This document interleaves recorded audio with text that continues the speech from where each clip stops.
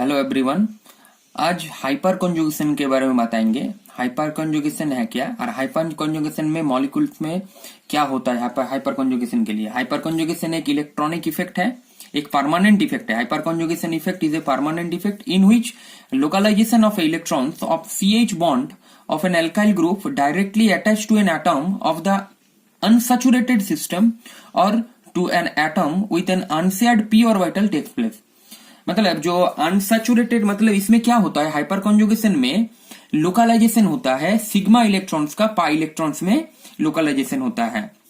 तो जैसे कि एक एग्जांपल देके समझा देते हैं। जैसे कि प्रोपीन है, तो प्रोपीन का यहाँ पर ऐसे लिखते हैं, प्रोपीन में एक मिथाइल ग्रुप प्रेजेंट है। मतलब ऐसा ये है प्रोपीन। मतलब जिस भी मॉलिक्यूल्स में डबल बॉन्ड रहता है, ट्रिपल बॉन्ड रहता है और उसके रेस्पेक्ट में अल्फा पोजीशन में अगर मिथाइल ग्रुप प्रेजेंट है और मतलब अल्फा कार्बन अगर प्रेजेंट है तो ये इफेक्ट वहां पर शो करता है। तो वहां पर डबल बॉन्ड होना चाहिए, ट्रिपल बॉन्ड होना चाहिए और उसके रिस्पेक्ट में अल्फा कार्बन होना चाहिए और अल्फा हाइड्रोजन भी होना चाहिए। तो अल्फा हाइड्रोजन होगा तो वहां पर हाइपर कॉन्जुगेशन शो करेगा वो मॉलिक्यूल्स।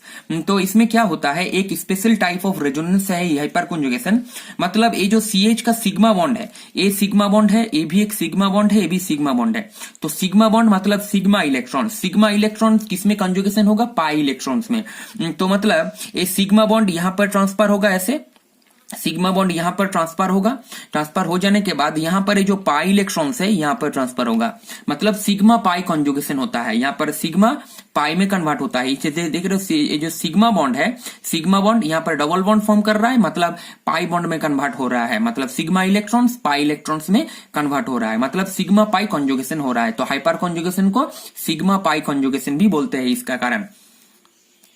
तो इसके लिए क्या होता है, तो यहां पर इसका जो पूरा बॉन्ड है, ये बॉन्ड यहां पर चला जाएगा। तो बॉन्ड अभी यहां पर चला जाएगा तो यहां पर एक ऐसा टाइप का मॉलिक्यूल्स का फॉर्मेशन होगा, ऐसा टाइप का मॉलिक्यूल का फॉर्मेशन होगा CH2 माइनस। तो यहां पर ये जो पाई बॉन्ड है इसका कार्बन के ऊपर आ गया, इसलिए नेगेटिव चार्ज। तो यहां पर ये जो हाइड्रोजन है, यहां पर हाइड्रोजन और कार्बन के बीच कोई बॉन्ड नहीं है, बॉन्ड नहीं है, ये बॉन्ड आ गया यहां पर। तो इसको नो बॉन्ड रेजोनेंस भी बोलते हैं। तो यहां पर ऐसे करके जितना अल्फा हाइड्रोजन है उतना ही हाइपर कॉन्जुगेटिव स्ट्रक्चर होगा। यहां पर एक अल्फा हाइड्रोजन, यहां पर एक और एक, 3। तो मतलब 3 हाइपर कॉन्जुगेटिव स्ट्रक्चर यहां पर पॉसिबल है। तो यहां पर ऐसे करके इस हाइड्रोजन का भी ऐसे फॉर्मेशन होगा एक बार, इस हाइड्रोजन का भी एक बार फॉर्मेशन होगा ऐसे, और उसके बाद और एक बार फॉर्मेशन होगा जो इस हाइड्रोजन का है ऐसे। तो ये हाइपर कॉन्जुगेशन के कारण मॉलिक्यूल्स में स्टेबिलिटी गेन होता है, मतलब स्टेबिलिटी आता है मॉलिक्यूल्स में। अगर हाइपर कॉन्जुगेटिव स्ट्रक्चर ज्यादा होगा तो वो ज्यादा स्टेबल होगा, मतलब उसमें ज्यादा सिग्मा पाई कॉन्जुगेशन होगा तो वो मॉलिक्यूल्स ज्यादा स्टेबल होगा। तो हाइपर कॉन्जुगेशन होने के लिए जो कंडीशन है, ऐसे डबल बॉन्ड होना चाहिए या तो ट्रिपल बॉन्ड होना चाहिए और उसके रिस्पेक्ट में अल्फा हाइड्रोजन होना चाहिए, मतलब अल्फा कार्बन प्रेजेंट होना चाहिए। तो उस मॉलिक्यूल में हाइपर कॉन्जुगेशन शो करेगा वो मॉलिक्यूल्स, ठीक है।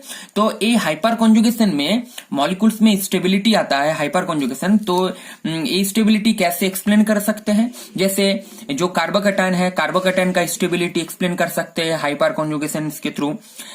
फ्री रेडिकल का स्टेबिलिटी एक्सप्लेन कर सकते हैं हाइपर कॉन्जुगेशन के थ्रू।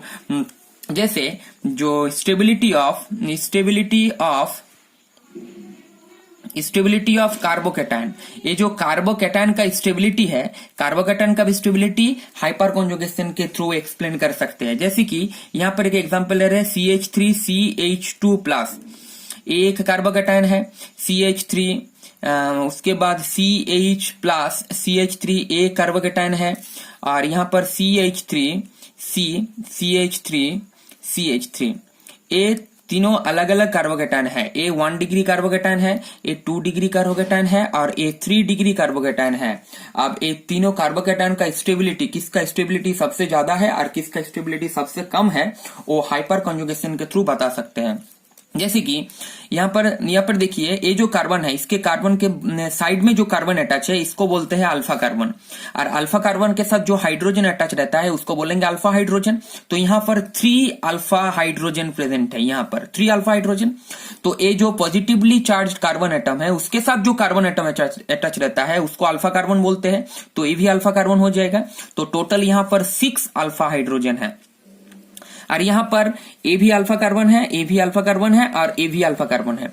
मतलब यहाँ पर टोटल 9 अल्फा हाइड्रोजन यहाँ पर प्रेजेंट है। अब देखिए, जितना ज्यादा अल्फा हाइड्रोजन होगा उतना ज्यादा कॉन्जुगेशन होगा, मतलब उतना ज्यादा हाइपर कॉन्जुगेटिव स्ट्रक्चर होगा। मतलब इस जो कंपाउंड है 3 डिग्री जो कार्बोकेटाइन है इसमें 9 हाइपर कॉन्जुगेटिव स्ट्रक्चर होगा। तो मतलब 9 टाइप 9 बार क्या होगा, यहाँ पर कॉन्जुगेशन होगा। 9 बार कॉन्जुगेशन मतलब ए मॉलिक्यूल्स ज्यादा स्टेबल होगा, और ए उसके इसके कंपैरिजन में कम होगा कि वहां पर 6 अल्फा हाइड्रोजन है, इससे कम होगा 3 अल्फा हाइड्रोजन। मतलब जितना ज्यादा अल्फा हाइड्रोजन उतना ज्यादा स्टेबिलिटी, मतलब उतना ज्यादा कॉन्जुगेशन, उतना ज्यादा हाइपर कॉन्जुगेटिव इफेक्ट। अगर स्टेबिलिटी ऑर्डर देखें तो ऐसा होगा स्टेबिलिटी ऑर्डर, सबसे ज्यादा स्टेबल होगा ए, उसके बाद ए, और उसके बाद ए। ठीक है, ये हाइपर कॉन्जुगेशन इफेक्ट के थ्रू बता सकते हैं। ये कार्बोकेटन का स्टेबिलिटी बता दिए। अब एक यहाँ पर बताते हैं फ्री रेडिकल का भी स्टेबिलिटी हम हाइपर कॉन्जुगेशन के थ्रू बता सकते हैं। फ्री रेडिकल मतलब देखिए CH2 रेडिकल, ये भी एक फ्री रेडिकल है, मतलब 1 डिग्री फ्री रेडिकल। अब यहाँ पर CH रेडिकल CH3 ऐसे ही, और यहाँ पर CH3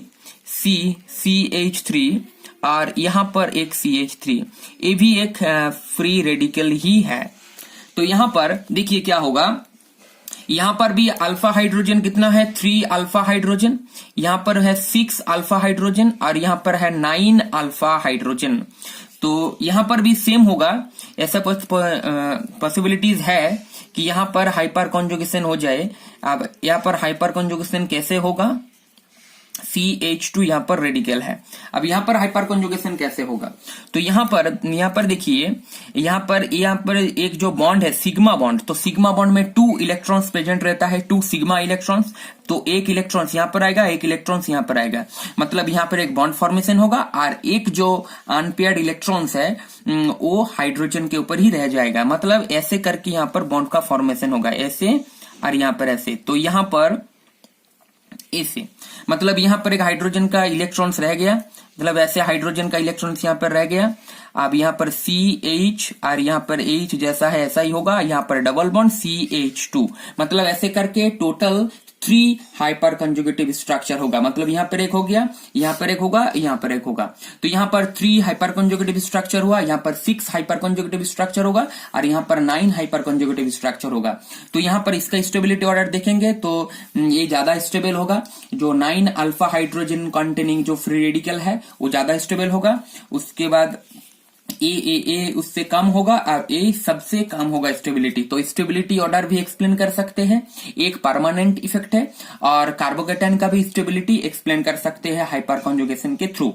ठीक है, एक इलेक्ट्रॉनिक इफेक्ट होता है जिसमें क्या होता है, जो CH का सिग्मा बॉन्ड, जो CH सिग्मा बॉन्ड है, CH सिग्मा बॉन्ड का जो सिग्मा इलेक्ट्रॉन्स है वो पाई बॉन्ड में कन्वर्ट होता है, पाई बॉन्ड में कन्वर्ट होता है। बस यही मेन कॉन्सेप्ट है हाइपर कॉन्जुगेशन का। ठीक है।